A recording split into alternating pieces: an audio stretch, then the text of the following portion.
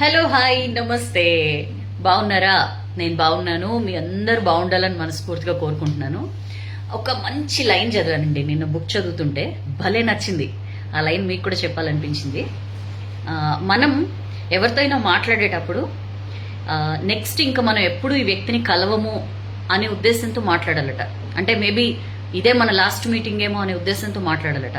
అంటే లైఫ్ చాలా అన్సర్టెన్ కదా, అందుకని చెప్పి ఏ వ్యక్తితో మాట్లాడినా ఇదే మన లాస్ట్ మీటింగ్ అని మాట్లాడితే ఆ మాట్లాడే ఎఫెక్షన్ కానీ ఆ ఆప్యాయత కానీ అది వేరే లెవెల్లో ఉంటుందట. బాగా అనిపించింది, ట్రై చేసి చూడండి.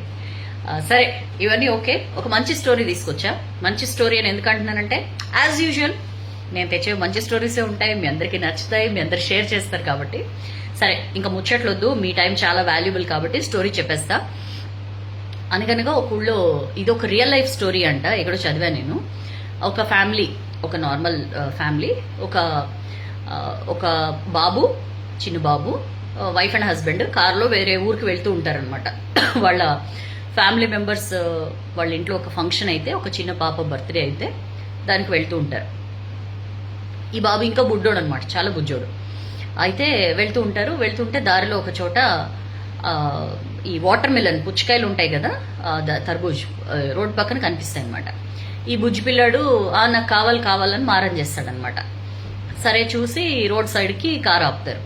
వాళ్ళ వైఫ్ పిలుస్తుంది అనమాట. ఒక పాప ఉంటుంది, ఒక పెద్ద ఏజ్ ఏం కాదు, మేబీ ఒక 10 to 12 years చిన్న అమ్మాయి పరిగెట్టుకుంటూ వస్తుంది అనమాట. కారు దగ్గరకు వచ్చి అప్పుడు ఇది వాటర్ మిలన్ పట్టుకొని వస్తుంది. ఎంతమ్మా అని అడుగుతుంది వైఫ్.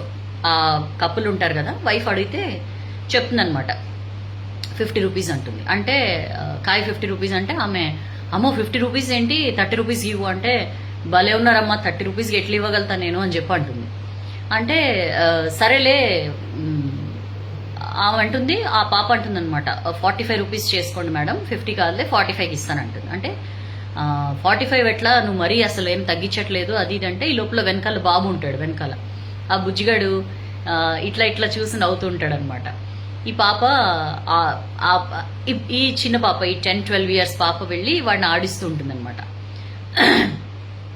ఆడిస్తూ అప్పుడు ఈమె అంటుందన్నమాట, చూస్తుంది వాళ్ళిద్దరు కాస్త ఎమోషనల్గా ఉంది అమ్మాయి అని చెప్పి చూసి, నీ తమ్ముళ్ళే కదా, నీ తమ్ముళ్ళు లాంటి వాడే, వాడి కోసం ఇవ్వచ్చు కదా, 40 రూపీస్ చేసుకో అని చెప్పి అంటుంది. అంతకుముందు నేను తగ్గించను, 45 కంటే తగ్గించను అన్న అమ్మాయి నీ తమ్ముడు అనేసరికి పాపం 40 రూపీస్ చేసుకో అనగానే, సరే అమ్మా నా తమ్ముడు కోసం అని చెప్పి ఇట్లా ఆ బాబు చేతికి ఇస్తుంది అనమాట. వాడు చిన్నోడే, ఈ పాపయ్య కూడా చిన్నదే కదా, ఇచ్చేసరికి వాడు పట్టుకోలేక పడేస్తాడు. కాయ కింద పడి ఓపెన్ అయిపోతుంది, పగిలిపోతుంది అనమాట. ఆ అమ్మాయి వెంటనే అరే ఒక నిమిషం అని చెప్పి పరిగెట్టుకుంటూ వెళ్ళి మళ్ళీ ఇంకొక కాయ తీసుకొస్తుంది అనమాట.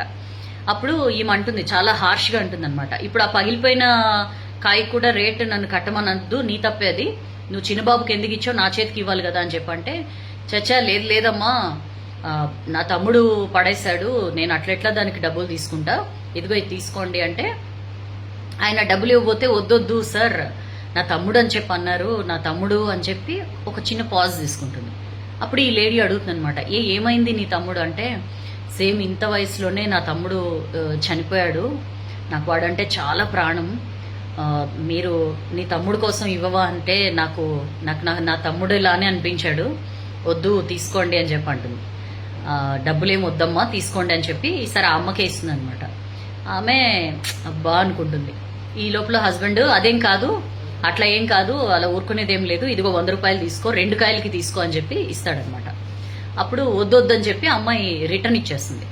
పైసలు రిటర్న్ ఇచ్చేసిన తర్వాత ఇచ్చేసి వెళ్ళిపోతుంటే ఈమె, ఈ లేడీ ఉంటుంది కదా, పిలుస్తుంది, ఒకసారి డ్రామా అని చెప్పి పిలుస్తుంది.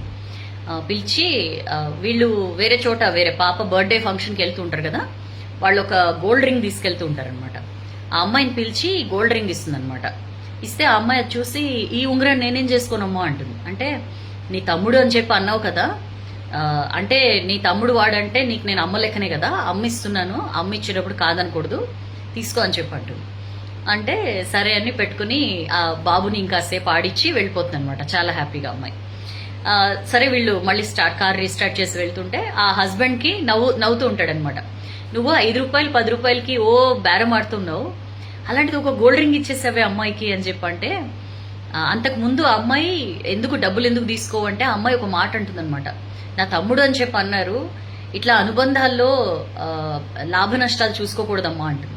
ఆ మాట ఈమెకు స్ట్రైక్ అవుతుందన్నమాట. అప్పుడు అంటుంది, ఆ పాప చెప్పింది కదా అనుబంధాల్లో లాభ నష్టాలు చూసుకోకూడదని చెప్పి, అందుకనే నేను ఫీల్ అయ్యాను, ఎమోషనల్ ఇది ఫీల్ అయ్యి నేను ఆ గోల్డ్ రింగ్ ఇచ్చేసాను అమ్మాయికి అని చెప్పండి. ఇతను అనుకుంటాడు అనమాట. వెంటనే వాళ్ళ అన్నయ్యకి ఫోన్ చేస్తాడు. అంతకు ముందే వాళ్ళ అన్నదమ్ముల మధ్య ఒక ఆస్తి తగాదా జరుగుతుంటుంది. వెంటనే ఇతను వాళ్ళ అన్నకి ఫోన్ చేసి, అన్నయ్య పెద్ద బంగ్లా మీరు తీసుకోండి, నాకు చిన్నది ఇచ్చేయండి చాలు అని. అదేంటి నువ్వు దానికోసం కోర్టు కేసు కూడా వేసావు కదా, నా మీద ఫైట్ చేస్తున్నావు కదా, ఇప్పుడు ఏమైంది నీకు సడన్ గా అని చెప్పి అంటాడు వాళ్ళ అన్నయ్య. అంటే ఇతను అంటాడు, లేదన్నయ్య రిలేషన్స్లో అనుబంధాల్లో లాభ నష్టాలు చూసుకోకూడదు, నాకు ఆ పెద్ద బంగ్లా కంటే మీతో అనుబంధం చాలా ఇంపార్టెంట్ అని చెప్పంటే పాపం అన్నయ్యకి అవతల కొంచెం కళ్ళు చెమర్స్తాయి అనమాట. సర్లే నువ్వైతే ముందు ఇంటికి రా, వైఫ్ని బాబుని తీసుకుని ఇంటికి రా, మనం కలిసి కూర్చుని మాట్లాడుకుందాంలే, సెటరేట్ చేసుకుందాంలే అని చెప్పి పిలుస్తాడు. అంతకుముందే చాలా కాలంగా మాటలు ఉండవు వాళ్ళ మధ్య. సో చిన్న స్టోరీ, చిన్న ఇన్సిడెంట్, ఒక చిన్న మాట ఎంత చేంజ్ తీసుకొచ్చిందో. మనం కూడా చాలాసార్లు అది ఫ్రెండ్షిప్ అయినా ఇంకా వేరే రిలేషన్షిప్ అయినా ఈ లాభ నష్టం, ఇట్లా వీళ్ళతో ఇలా ఉంటే నాకేంటి లాభం, పెద్దల వీళ్ళతో ఏం కాంటాక్ట్ చేయకపోయినా లేకపోతే వీళ్ళతో రిలేషన్షిప్ మెయింటైన్ చేయకపోయినా మనకు వచ్చే నష్టమేం లేదులే, ఇట్లా అయిపోయిందండి. చాలా మెకానికల్గా అయిపోయాం మనం. బట్ మనం ఏదైనా ఒక రిలేషన్షిప్, ఒక అనుబంధం ఏర్పరచుకున్నప్పుడు ఇందులో లాభం ఏంటి నష్టం ఏంటి అని ఎప్పుడూ ఆలోచించకూడదు. చాలా సెల్ఫ్లెస్గా ఉండడానికి ట్రై చేయండి. అప్పుడే ఆ అనుబంధానికి సంబంధించిన వాల్యూ మీకు తెలుస్తుంది, దాన్ని కరెక్ట్గా ఎంజాయ్ చేయగలుగుతారు. చాలా చిన్న స్టోరీలో మంచి గొప్ప వాల్యూ ఉంది. నాకైతే బాగా నచ్చింది. మనందరికీ కూడా ఖచ్చితంగా ఇది కనెక్ట్ అవుతుంది అనుకుంటున్నాను. మీకు కూడా నచ్చితే షేర్ చేయండి. ఒకవేళ మీకు నచ్చకపోయినా షేర్ చేయండి. మీ ఫ్రెండ్స్ లిస్ట్లో ఎవరికైనా ఈ స్టోరీ నచ్చొచ్చు. సో ఎప్పుడు చెప్పేదే, నచ్చితే లైక్ చేయండి, బాగా నచ్చితే షేర్ చేయండి. షేర్ చేయడం ఎందుకంటే మనం నేర్చుకున్న మంచి 10 మందికి పంచితే మంచిని సొసైటీలో పెంచిన వాళ్ళం అవుతాం మనం. సో నెక్స్ట్ స్టోరీ కోసం వెయిట్ చేయండి. లాస్ట్ వీడియోలో సౌజన్య అలా అయిపోయావేంటి, సౌజన్య అదేంటి అలా ఉన్నావు అని చాలా మంది తమ బాధని వెలిబుచ్చారు. ఏమీ కాలేదండి, కొంచెం సిక్కైన మాట వాస్తవమే. బట్ అగైన్ ఇది నా ప్రొఫెషనల్ లుక్. అది ఇంట్లో ఉన్నప్పుడు నేను ఆ రోజు పూజ అది చేసుకుని వీడియో చేశాను.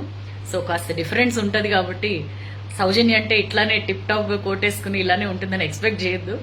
ఎనీవేస్, మన రూపం కంటే మనం చెప్పే మాటలు విలువైనవి కాబట్టి ఎప్పుడు చెప్పేలాగే నచ్చితే లైక్ చేయండి, బాగా నచ్చితే షేర్ చేయండి. నెక్స్ట్ వీడియో కోసం వెయిట్ చేయండి. షేర్ చేయడం మాత్రం అస్సలు మర్చిపోకండి. పిల్లలకి ఈ స్టోరీ ఖచ్చితంగా వినిపించండి, ఎందుకంటే ఎప్పుడు కూడా రిలేషన్షిప్లో లాభ నష్టాలు చూసుకోకూడదు అన్న విషయం చిన్నప్పటి నుంచి వాళ్ళకి నేర్పించిన వాళ్ళు అవుతారు. నెక్స్ట్ వీడియో కలుద్దాం. This is Soujanya signing off.